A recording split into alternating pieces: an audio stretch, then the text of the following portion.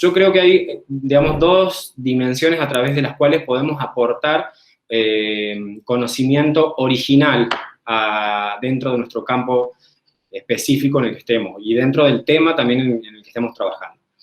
Una manera de aportar originalidad es a través de la pregunta. Como bien se ha referido hasta acá, lo que motiva nuestro accionar son las preguntas, esa actitud crítica y reflexiva sobre, en nuestro caso, la realidad social, y por lo tanto fundamos nuestro plan de trabajo en relación a la comprensión de un fenómeno social a través de una pregunta, que es lo que sintetiza de alguna manera el objetivo de nuestra investigación. Entonces, obviamente, la primera manera de producir un conocimiento novedoso y original es hacerlo a través de la generación de una pregunta que no se haya formulado antes para un fenómeno social que sea de nuestro interés. Esto es poco frecuente, es una estrategia no recomendable, o sí, bueno, pero es más costosa, es de las dos la más costosa, porque diseñar una pregunta que nadie se haya formulado sobre un fenómeno social es bastante complejo, excepto que surja un nuevo fenómeno social, en cuyo caso lo que estamos haciendo no es formulando una nueva pregunta, sino aparece un nuevo fenómeno.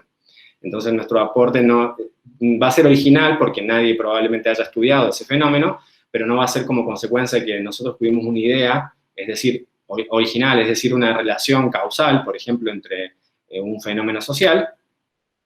sino que va a ser original porque no ocurría antes algo parecido. Vamos a un ejemplo bien concreto.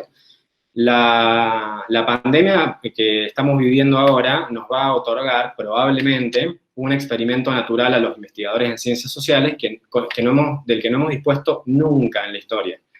Nunca en la historia no porque no hayamos tenido pandemia, sino porque no se dio antes en la historia que hubiese ocurrido un fenómeno como este y que tuviésemos la accesibilidad de información que tenemos en este contexto. En ese sentido va a ser un fenómeno nuevo, pero las preguntas que tenemos que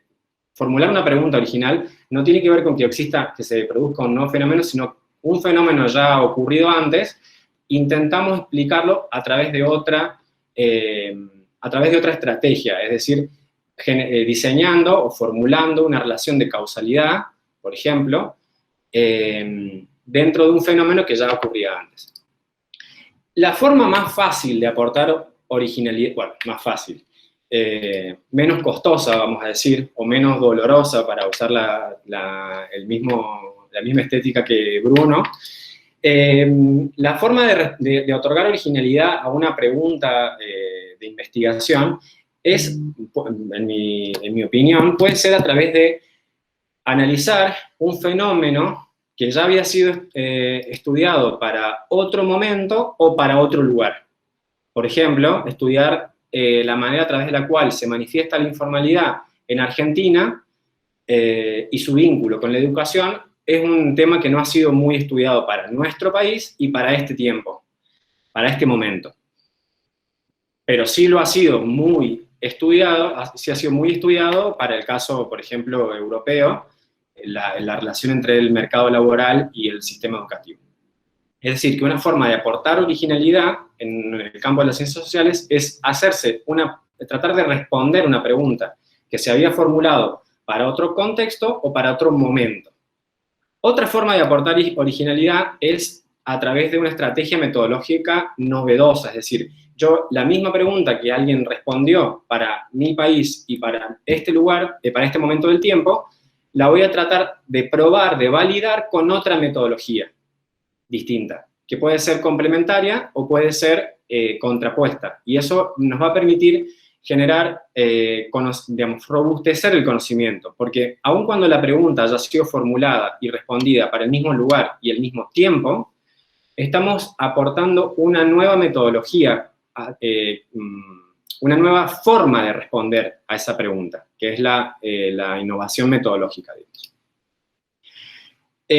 Otra forma de responder, de aportar originalidad, es agregarle una nueva dimensión a la pregunta. Por ejemplo, si nos preguntamos cuánto impacta la educación en el salario de los individuos, para Argentina, en el contexto de la modernidad, digamos, de 2000 para acá, la modernidad es más antigua, pero digamos, la contemporaneidad, puede ser que ya esa pregunta se haya respondido, pero nadie se haya preguntado qué pasa con las mujeres, en especial en ese fenómeno. Es decir, cómo la educación tiene un efecto distinto en el salario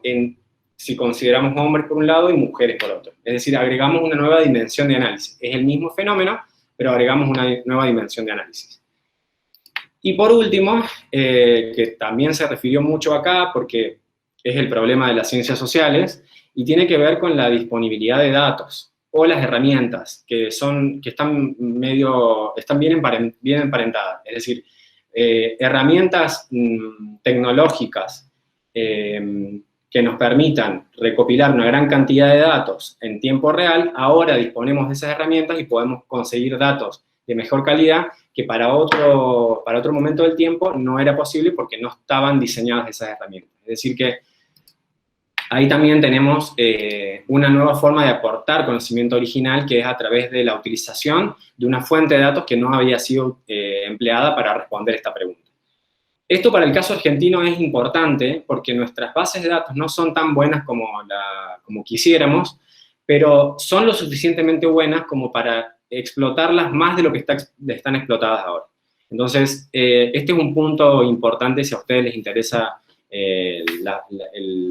la economía o la investigación en economía. Nuestras bases de datos son una buena fuente de originalidad porque hay muchas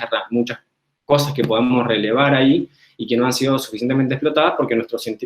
sistema científico-tecnológico, como dijo Juan Ignacio y también dijo Andrés en el punto anterior, es débil, digamos, y por lo tanto las bases en ese sentido no están suficientemente explotadas.